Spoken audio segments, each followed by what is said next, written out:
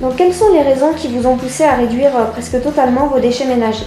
Autrement dit, quel a été le déclic? Alors il n'y a pas eu il y a eu un et plusieurs déclics en fait. J'avais déjà une réflexion à plus long terme parce que j'avais commencé à manger bio en 2013, sous l'impulsion de mes parents qui se sont mis à manger bio. Je ne savais pas encore trop pourquoi je le faisais, mais parce que c'était plus simple.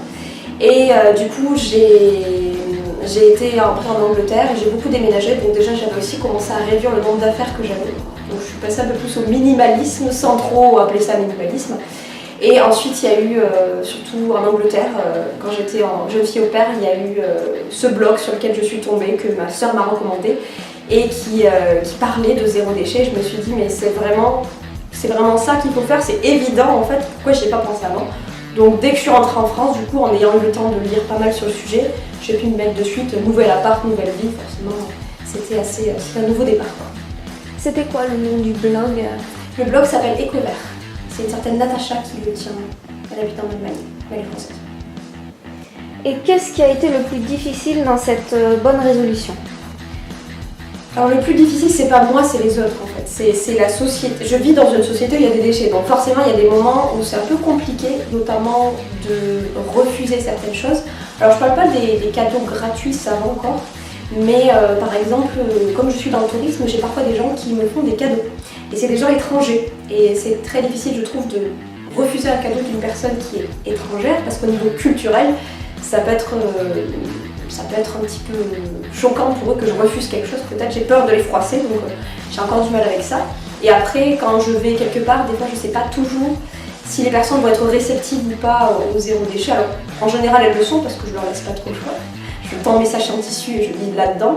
Mais c'est vrai que des fois il y a des gens qui insistent en fait et du coup c'est pas toujours facile de refuser quand on ne sait pas ce qu'il va y avoir, comment ça va se passer dans un repas par exemple. Donc l'imprévu, c'est ça qui est compliqué. Et cette réduction drastique de vos déchets a-t-elle été progressive ou radicale? Alors progressive, c'est-à-dire que j'ai commencé d'abord par la cuisine. Quand je suis rentrée, de suite j'ai commencé à faire mes courses en vrac avec des sachets en tissu, avec des Tupperware, donc ça c'était assez facile. Après j'avais encore quelques emballages recyclables, j'en ai toujours quelques-uns, je ne vais pas vous mentir. Et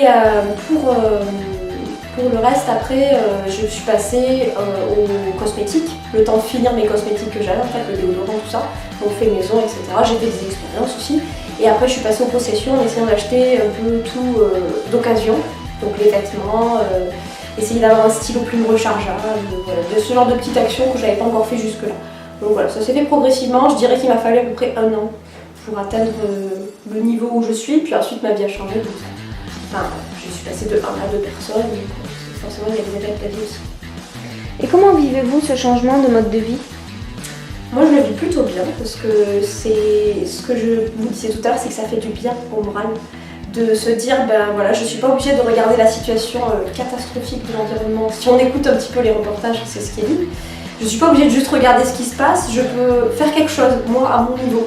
Je ne suis pas obligée d'attendre que quelqu'un là-haut, les politiques ou d'autres personnes fassent ça pour moi. Je peux moi-même être le changement. Donc c'est un peu l'histoire du colibri, hein. Je fais ma part. Et en plus, ça a finalement un petit peu influencé les autres, ce que j'ai fait. Donc franchement, c'est intéressant aussi. Et que recommanderiez-vous aux gens qui n'ont pas encore franchi le pas zéro déchet pour qu'ils s'y mettent eux aussi? Alors je leur donnerai 2 ou 3 conseils déjà, mais je pourrais leur dire qu'il n'y a pas de petits gestes. Déjà, le moindre sac en plastique que vous évitiez ou en papier, en amenant votre tote bag ou en ayant une gourde en métal, juste ça déjà c'est super. Et après, c'est vraiment pas compliqué de mettre en place des petites habitudes, de penser à avoir un sac, de penser à avoir une gourde, c'est pas compliqué.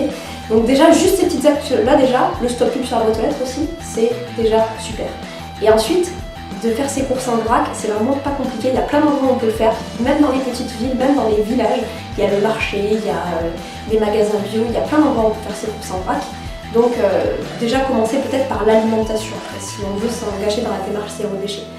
Et sinon, juste un conseil que je leur donnerais, c'est peut-être de ne pas trop, on va dire, souvent quand on découvre ce genre de choses, en fait, c'est très émotionnel, on a envie d'en parler à tout le monde, et on est